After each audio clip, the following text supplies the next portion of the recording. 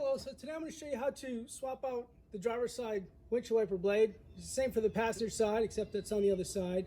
So in order to do that, first I got to move the windshield wiper up to here so I can get to it, because as you can see, they're underneath the hood line and you can't get to them. So I'm going to jump in the car, put these in service mode so they stay up here, and we'll get it swapped out.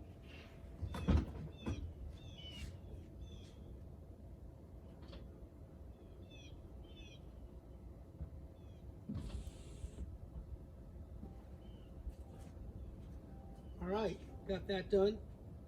Let the door pull back here. So what I'm going to do is, I got my blade here. I got a Bosch Envision. The part number is EN260E. I did a little research. This one seems to be the best out there. Not that the factory isn't good, but you know, this was only $30. It seems to be the best one out there. So get this out of the package.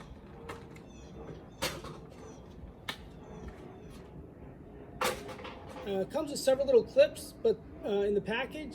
But the one that's on here is the number 2, is the one I'm using. So you take your factory one. I'll just put this in, and there's a little button on the back here.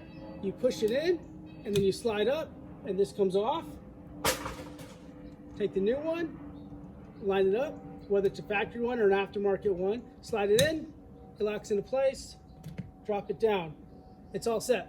It's that easy. I do the same thing on the other side, but that one's working fine. So let me go put them back into regular mode, and we'll be done.